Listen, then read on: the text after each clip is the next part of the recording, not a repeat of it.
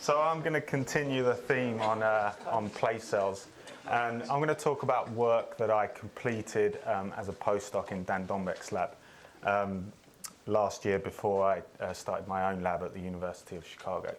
And we're interested in how place fields form, or the mechanisms that underlie place field formation when an animal experiences a novel environment. And in particular, we're interested in active dendritic signals, given their role, at least in brain slices, inducing synaptic plasticity in the presence of appropriately timed presynaptic input.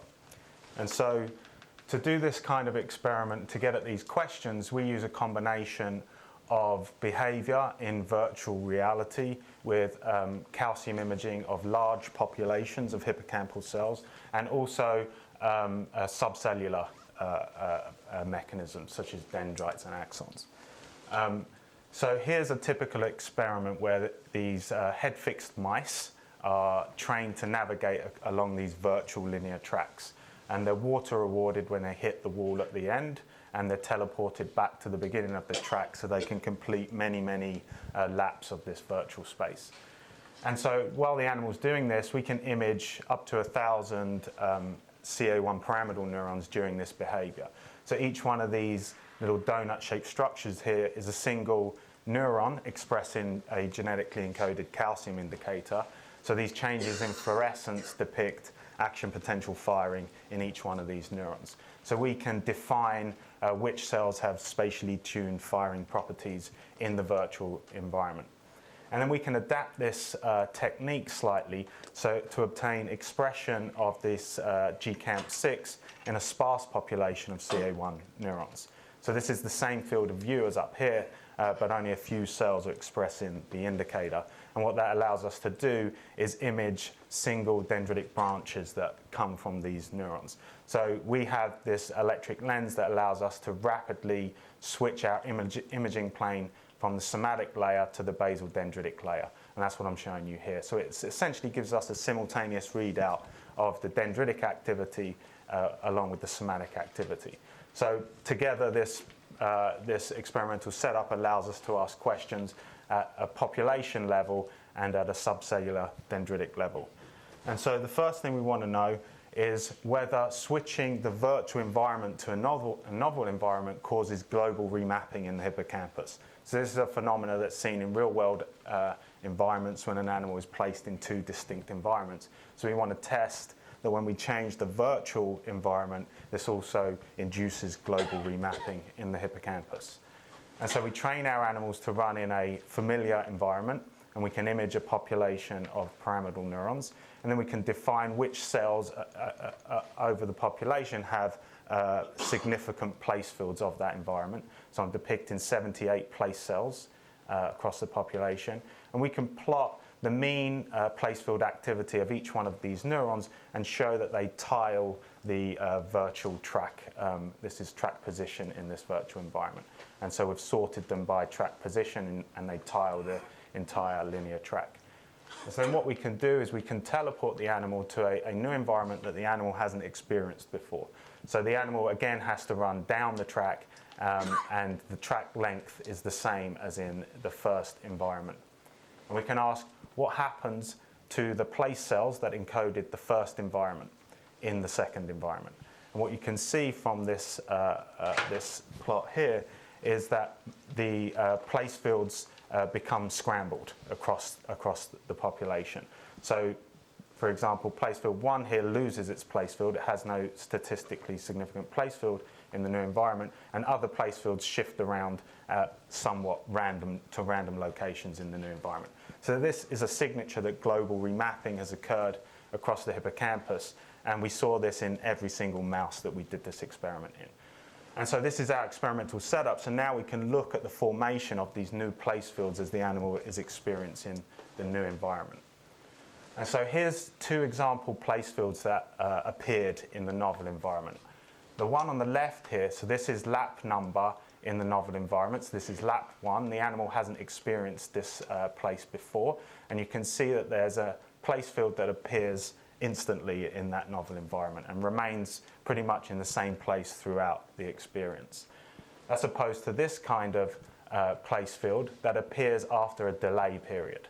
So there's no somatic firing for about the first 10 laps, and then there's an abrupt onset of a place field after some experience. So these are delayed forming place fields. And these have been seen by Lauren Frank showed this in 2004 in real-world environments, that you can see these instantly forming place fields and then other place fields that were delayed in time.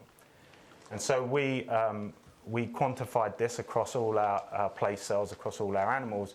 And so what we're seeing here in this histogram is the place field formation lap. That's where the place field first appeared over the novel environment experience. And about 50% of place fields seem to have an instant place field that appears on the first lap, and about 50% are delayed by some number of laps. But overall, it takes, at least in this preparation, about 15 laps before the entire ensemble shows significant place fields. And this takes about 3 to 4 minutes to develop. So as an ensemble, we see instant place fields, and we see these delayed onset place fields that take about 3 to 4 minutes to form. So now we want to ask, well, what role do active dendrites play on a single neuron level in the formation of these place fields? And so before I get into the details, I want to show you the kinds of signals that we're able to detect in the dendrites of CA1 pyramidal cells in vivo. And so here, it's hard to see on this slide actually, but here's a basal dendritic branch here. It's actually easier to look on the screen over here. So here's a, well, now this doesn't work.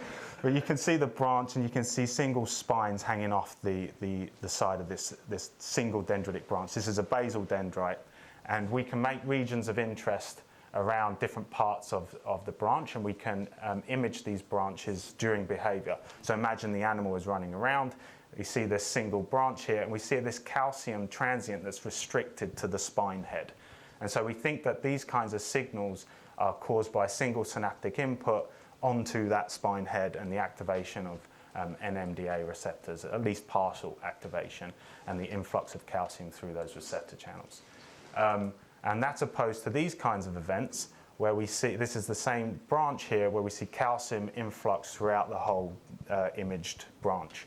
And so we think that the source of calcium in these events is through voltage-gated calcium channels that are found along the shaft there. And these are a signature that a regenerative branch spike event has occurred in that branch. And so given that these provide powerful depolarization to the branch, at least in brain slices, and can cause synaptic potentiation under the right conditions, we seek to measure these branch spike events in place fields. And so what I'm... Sorry, Mark, one question. The branches are single branches, or it's the entire dendritic field? In this example here, this is just a single branch. So we're zoomed into one branch. We want to see what kinds of signals we could... But the other branches aren't showing these events on the cell? We can't see them under these conditions. Are these spikes? Are these somatic spikes that are backpropagating? We don't know. Under these conditions, we don't know, because we're not imaging the soma. But in this experiment, we're doing a larger field of view. So we're imaging 5 branches along with the soma. So we're moving from the soma plane to the dendritic plane very rapidly. And this time, the animal is actually behaving along the virtual track, and the activity in this cell is in its place field. So what you see, and this is on repeat, we see activation of the soma, presumably a bunch of action potentials are firing there to cause this magnitude of calcium influx. And simultaneously, in these 5 imaged branches, we see branch spiking that's co-occurring with the soma. And we still don't know if these are caused by backpropagation or whether they're locally generated, because we don't have the temporal resolution. But what we can say is they're co-occurring with the soma. And so this wasn't exactly surprising, firing in the soma, spiking in the dendrites. But what we did find that was surprising was in the same neuron on a subsequent lap, we saw a similar magnitude calcium transient in the soma, presumably caused by a similar level of action potential firing, but a complete absence of branch spiking in those imaged dendrites at least. So our conclusion here was that the branch spiking in the dendrites is somewhat independent of somatic firing and is heterogeneous in a single neuron from place field traversal to place field traversal, and can go up and down with each lap. So what we did in this paper, so this was all done while the animal was traversing a familiar environment. We could group cells into different categories based on how many branch spikes or how prevalent branch spiking was in the place field. And we found that those neurons that had high branch spiking prevalence on average in the place field had more precise and stable place fields over time relative to the ones that had lower branch spiking. And so our next question was whether these branch spikes play a role in the formation of new place fields. And so here's an example of a neuron where we co-imaged the basal dendrites and the soma, and here's what it looks like in the field of view. Now the animal is experiencing a novel environment, and let me walk you through these traces. So this black trace here is the animal's position in the virtual linear space. So this is an example of a single lap through the virtual environment. The grey in the background is the mean somatic place field that's quantified over many laps. And these are example traces from this single lap. So here's the soma and the 9 imaged branches from up here. So what you can see is there's a somatic calcium transient in the place field on this lap. This is lap 8 in the novel environment. And we see this co-occurring branch spiking across all those imaged dendrites. As opposed to this lap, on lap 26 here, we see a somatic calcium transient. We see the absence of branch spiking across the arbor. This is the heterogeneity that I just showed you in the movie on the last slide. And then on this third example, we see a single branch spike in the dendrites during somatic firing. So the question we had was whether this branch spiking prevalence, whether it had dynamics that changed during the novel environment experience.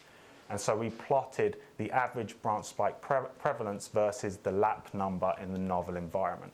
What we found was in place fields that branch spiking was a lot higher during the first few traversals in the novel environment when the place field first appeared. And so we think that these branch spikes are providing the postsynaptic depolarization necessary to cause synaptic potentiations under the right conditions. And so you're more likely to get synaptic strengthening earlier on during the novel experience. So are there branch spikes at these locations before the emergence of the somatic place? That's the next part of this. So this is all so far showing you what the branch spikes are doing when the place field first appears, when the somatic place field first appears. But the next question is, for these delayed onset place fields, is there anything going on in the dendrites that could be driving their formation? And so we looked for localized branch spikes that can occur in the absence of somatic firing that might be causing changes in synaptic strength during the delay period. And so here's what one of these spikes looks like in an ex vivo brain slice prep. So this is a basal dendrite from a CA1 pyramidal neuron, and it's expressing GCAMP6. And we are driving this localized dendritic spike by uncaging glutamate on a clustered set of synapses. And so you can see here, if we drive 7 spines close in time and clustered close together, we can generate one of these localized dendritic spikes that looks similar to what other people have seen in the brain slice preparations. And so next we looked for the signature of these spikes in the in vivo condition. So this is another basal dendrite, and the animal is now running around in the virtual environment. And you can see a localized branch spike in the absence of somatic firing that looks similar to the ex vivo brain slice prep. So now the question is, do these occur before the appearance of delayed onset place fields? And could they be driving them? And so just to reiterate the kinds of signals we can see in a single branch, here's the branch at rest, here's a localized spine transient, here's the entire branch lighting up, and here's a localized dendritic spike. And it's these that we're looking for, and they occur in the absence of somatic firing. And so we searched during this period, which we call the delay period, and we asked when we detect these branch spikes, and we detected 30 of them across 7 mice and 11 place fields, where do they occur in the virtual environment relative to the future somatic place field? And that's what's shown in this histogram here. This green indicates all the dendritic spikes that we saw across the environment, across all our mice, and these dashed lines represent the future somatic place field location. So what you can see is that most dendritic spikes that we see occur in the track at the position where the somatic place field eventually forms. So we think that these signals are providing the postsynaptic depolarization necessary for certain forms of synaptic potentiation, and then drive the firing of that neuron in that particular location. I forget, what are the inputs onto the basal dendrites? Is that primarily CA3 or where is it? Primarily CA3, yeah. And so the next question we had was, at least in brain slice preparations, these signals are highly dependent on the levels of inhibition that are received in this dendritic layer. And so we asked whether inhibition levels to these dendrites change during novel mite environment exposure. And so to do this, we took advantage of these somatostatin Cre lines that label a subpopulation of interneurons in the hippocampus, some of which have projections to the basal dendritic layer of the pyramidal cells that we're interested in, this synapse here. And so we measured the level of inhibition in this basal dendritic region by measuring the axon activity from these interneurons, from these labeled interneurons. So they're expressed in GCAMP6, so we can measure their dynamics and switch the environment to a new one and see how inhibition levels change. And so this is what the experiment looks like. We have the animal in the familiar environment, and this is the animal's behavior. So he's running multiple laps through the familiar environment, and you can see that inhibition levels to the basal dendrites go up and go down with each lap. So it's correlated to the animal's movement, which is something that's been seen before. But the important thing here is when we switch to the novel environment, the level of dendritic inhibition to these dendrites goes down transiently for a period of time. So we think that this inhibition is opening up a window by which these branch spikes can occur and cause changes in synaptic strength. And that's true across all the animals that we looked at. And so far I've talked about these different mechanisms and how they may relate to synaptic plasticity. But I haven't shown you anything to do with plasticity directly. So the next question we asked was, if we disrupt NMDA receptors, a component that is necessary for certain forms of Hebbian potentiation, can we disrupt the formation of place fields? And so to do this experiment, without getting into too many of the details, we took advantage of these NMDA knockout mice that are Cre-dependent. So we obtain a Cre-dependent expression of our GCAMP6, which are the green neurons, and these are the same neurons that have their NMDA receptors knocked out. So it's a local knockout in the cells that we're imaging in the CA1. And so the first thing we measured was what effect does knocking out the NMDA receptors have on the branch spiking activity in the dendrites. And so here's our wild type curve. In the familiar environment, when we switch to novel, we see branch spiking activity go up, and it comes down over time. But in the knockout mouse, it remains pretty low throughout the whole experience. And so these branch spikes, at least to a certain extent, are dependent on NMDA receptors. And these localized branch spikes that we saw during the delay period in the wild type mice were completely absent in the knockout. We didn't see any. And so disrupting these signals, what does it do to the formation of place fields? So we switched back to our population imaging. So here's our wild type on the left and our knockout on the right here. And these green circles indicate active neurons, regardless of whether they have place fields or not. And you can see by eye across the two mice that the number of active cells in the field of view is about the same. But the number of statistically significant place fields is much lower in the knockout mouse relative to the wild type mouse, although a significant number still form. And so that's true across a number of mice. And so what this suggests is that NMDA receptor synaptic plasticity is involved in the formation of at least some some place fields in the CA1 region of the hippocampus, although not all. And so the plasticity involved in the formation of these neurons could be occurring elsewhere, or maybe plasticity is not required at all. And so with that, I'd just like to walk you through our current working hypothesis of what we think is occurring. So during initial exposure to a novel environment, we see two kinds of place cells. We see place cells that are instantly present in the environment, and we see a high level of branch spiking activity, which is depicted by these green branches. And this occurs during lowered inhibition, which we think promotes the increase of these branch spikes.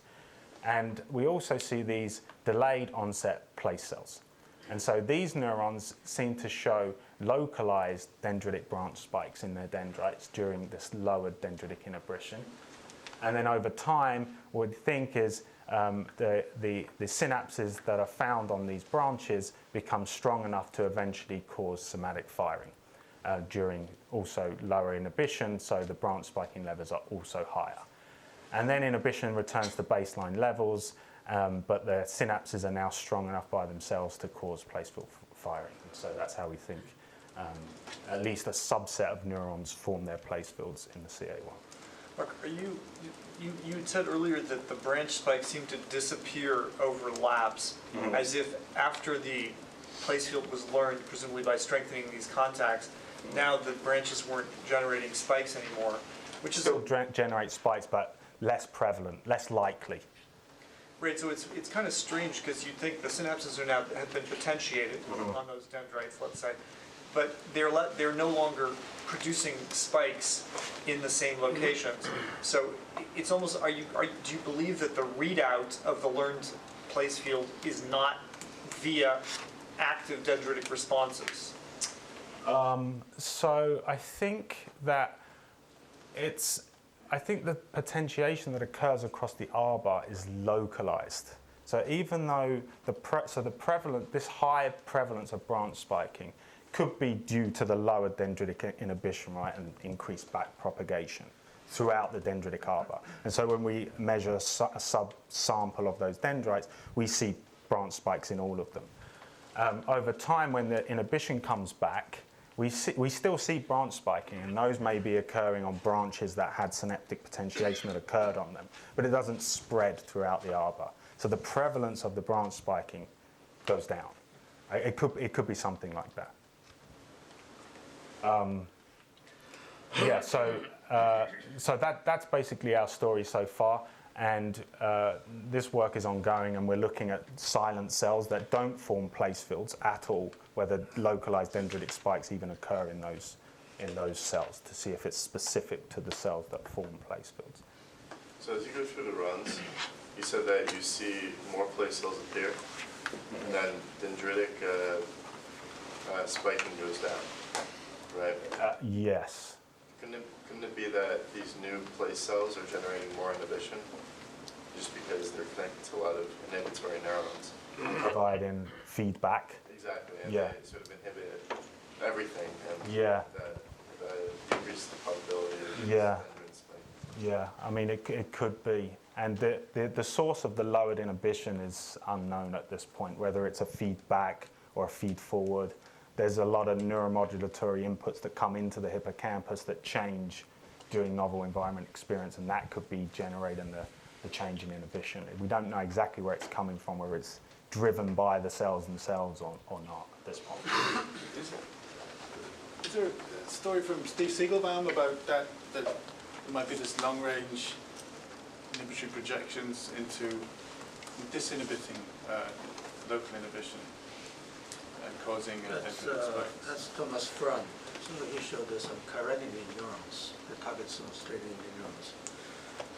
And that, In the CA1, disinhibition, yeah. And these are caused and they are under control of acetylcholine, for example. So maybe Right. Yeah, that's what I was thinking about. Blocking the acetylcholine inputs optogenetically and seeing what changes in terms of the inhibition levels there. I was wondering how in the NR1 knockout experiments, how you can distinguish between changes in the total amount of excitation arriving into the cells and generating place fields versus changes in synaptic plasticity? So we're not measuring synaptic plasticity directly. So we're measuring presumably the effect of it has on the formation of place fields. So if we just look at, we define cells as active if they show any signs of a calcium transient across the population. And the activity across the population doesn't change when you knock out the NMDA receptors. So we think the excitation coming in is similar, but it's the formation of place fields that changes. So it's presumably the role of the NMDA receptors is to induce plasticity rather than drive firing of the neurons per se. Yeah, for the cells that don't have a delayed onset, is there something that predicts their future participation in the sleep beforehand? Or something like that? Yeah, so that would be an interesting experiment that we haven't done yet. Because McGee lab, he's shown there's little things about thresholds and stuff like that that predict the future participation, correct? I'm not sure if it's future. Maybe not novel environment. I don't think he looks at the future participation, but he is looking at very similar questions about the formation of place fields with a different technique, and he's finding that when place fields first appear, he sees these complex spikes, bursts, right? And these high levels of branch spiking in the dendrite have been linked to bursting in neurons. So we're probably measuring a similar thing, actually. Sorry, what determines whether the cell is early or delayed on subsequent new environments? Is that intrinsic to the cell or is it extrinsic to how we measure it is we look for when we first see activity in the cell that's spatially tuned. Right. We just look for lap number and we correlate it to lap number. And so but does the same unit, if you go to another environment, novel environment, stay early? Is it always early? That's a good question. Yeah, that's a good question. Are delayed cells always delayed cells in all environments? That's something we haven't measured yet. That's ongoing though. In the knockout mice, those place cells that are there, are they early or are they delayed? So that's also a good question. So our hypothesis going into that was that we were going to knock out the delayed onset place fields, that those were the only ones that required synaptic plasticity and the instant ones would remain. But that's actually not true. We see both types even in the knockout. So even a delayed onset place field doesn't require CA1 synaptic plasticity, but that doesn't mean plasticity isn't occurring elsewhere in the hippocampus or even elsewhere in the circuit. Warren? Yeah, so you mentioned Jeff McGee's work. So more recently, he's been reporting that there are these massive depolarization potentials coming from entorhinal layer 3 inputs to the basal, to the apical dendrites and then propagating up. So I just wonder, is the model in your head of how we should be thinking about this, that this is really sort of a conjunctivity or conjunction detector? So we're getting inputs from CA3 or CA2 in the basal dendrites and this massive input from entorhinal, that's what's determining when the cell should fire? I think that's a great model. I think that's probably likely true. We can't, with this method, it's difficult to detect on the apical side because it's just geometrically deep in the brain. But that would be a great experiment to see if we could see the dendritic activity that relates to the McGee signal that he sees down there. But the idea would be if you have high levels of branch spiking in the basals and this strong input in the apical side, that would be enough to drive the plasticity and the formation, Okay, last question. So we've looked at this formation of fields relative to behavior, this scanning behavior when the animals look out and also create fields. I'm just wondering then, in your data, is there anything behaviorally that might suggest when these spikes occur in the branches or anything that you looked at that way? So we did look at it a little bit based on your finding there. But first of all, there's no head scanning, so you can't relate it directly to anything you found. But there's also the behavior is so smooth in this preparation. You switch the environment, the animal, the running is disrupted for one lap, and then they just run. They just keep running. No fluctuations, little slight slowing down or anything? We haven't seen, we tried to connect it to velocity and we didn't see anything. But we don't know what the animal's thinking or paying attention to, is the thing, right? They could be on that lap noticing something in the distance in the VR environment, and that's enough to trigger it. I just have one caution, or just, is this an appropriate cautionary note in interpreting these data? You were typically visualizing 5, 6, 7 dendrites, right? We've boosted that up now to about 20. But is it fair to say you're seeing a fraction of the dendrites of the cell? So when you see a cell that's firing at the soma and you don't see any dendrites firing, it could be that there's some dendrite that's just blasting off like crazy someplace else on that same cell. Absolutely. And so I'm a little bit uncomfortable. I have vested interest in this, but I'm a little uncomfortable in the conclusion that after learning, the dendrites aren't firing anymore. The dendrites are firing after learning. Well, there was somehow, there's sort of the sense of reduced prevalence. Yes, like you're reduced less likely prevalence. to see it, but it could be, as in other cases in the brain where you have, after learning, you have sort of fewer cells firing more strongly, perhaps, you're lowering the number of dendrites that's firing, and they're firing more strongly, but you just don't see them as much. Well, in other words, because there are fewer of them, and you're only imaging a fraction of the dendrites, they maybe more often fall out of view.